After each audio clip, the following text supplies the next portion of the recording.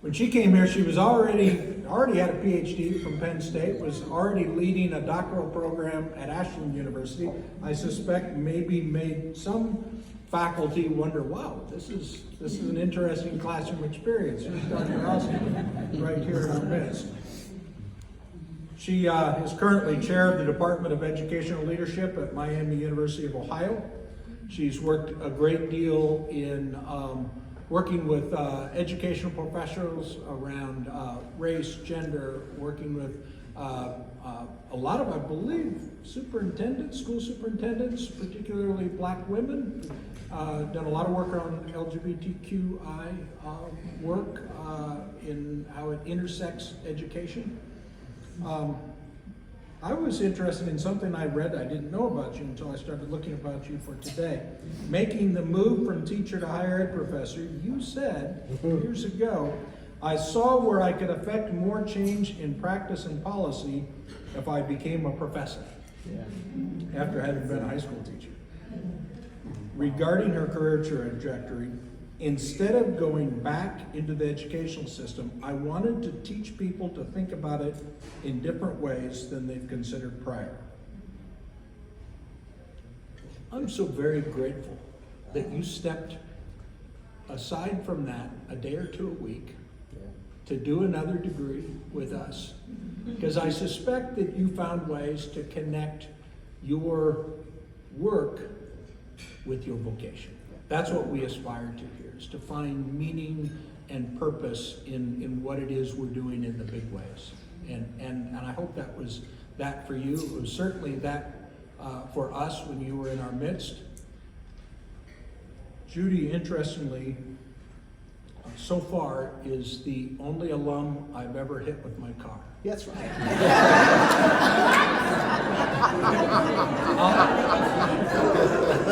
True story.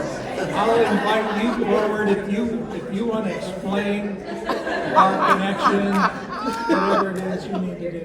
Yeah.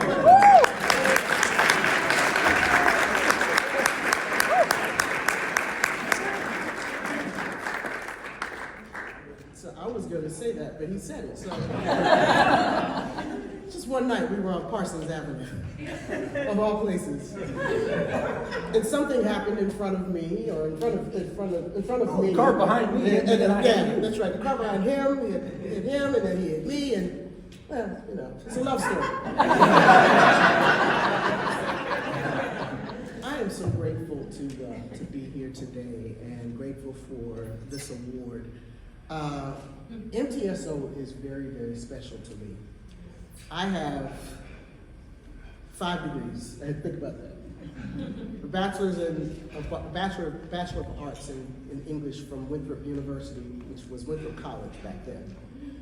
I have 2 Masters of Education from the University of South Carolina, Columbia. PhD from the Pennsylvania State University for you. And my wife is a professor at Ohio State and a graduate of Ohio State, so I have to honor them.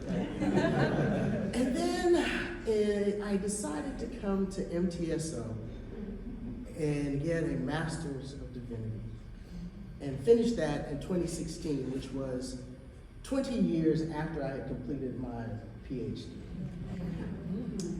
And long story short, the Lord called me when I knew I was called when I was about 17, and I was going to college, and I made, God and I had a conversation. And I made a deal with the Lord, and I said, look, man, this is how we talk. I don't know how y'all talk about it. This is how I talk about it. I said, look, man, can I just live life and just do some things and enjoy? Because I don't want to pastor anybody. That's, no thank you. I grew up Episcopalian. And the Lord said, okay, but when I call you, be ready.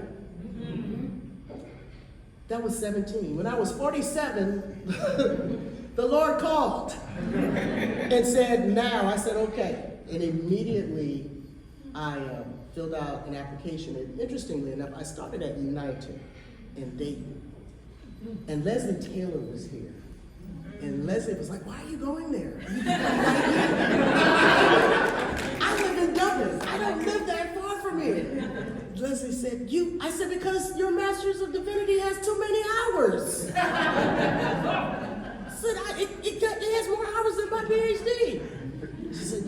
so much better. And she was right. So I transferred.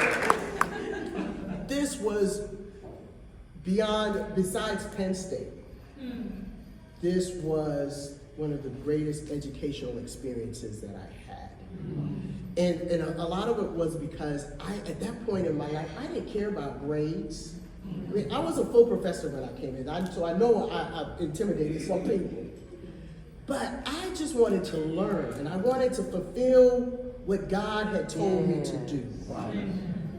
I wanted to make sure that I held up my end of that bargain. And so I came, went through the program. I got to go to Cuba. Where are my Cuba people in the room? Say I love you. We had a good time. I wanted to go to Cuba since I was in the 3rd grade. My Spanish teacher was from Cuba, and she would talk about Cuba.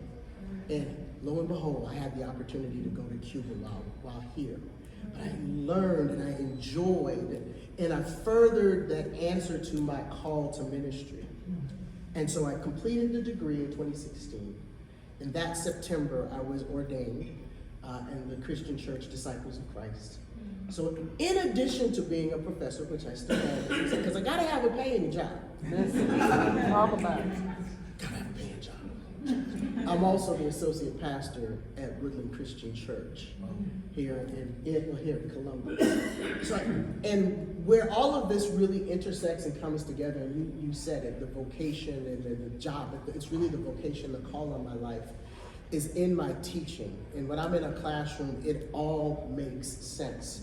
It's not just I'm teaching about leadership, but I'm teaching about the possibilities and how the ministry and the leadership and everything goes together. I've been teaching for 36 years, 27 years at the university level. And there's not a day that I step in a classroom when I am teaching that God is not present and standing all around me as I'm speaking the words that God gives me to give to the people. I've had students say to me, this was like a church session here. Somebody needs to pass the basket. I said, when you pass it on to me. When That's a good pass. But this, being at MTSO, means so much to me. And sometimes I just come up here. I will just come, sit in the library, or just sit on campus. It's one of the most beautiful places. Yes. This place really is special to me, and it bookended my education, what I needed when God said, it's your time. Mm-hmm. So I thank you for the award. I thank you for running into the back of me. We both had very good insurance. Because God is good. So thank you all. I thank my lovely wife, Dr. Tyson, for being here. And I'm gonna wrap it up. But I'll say it for the Lord. Thank you all.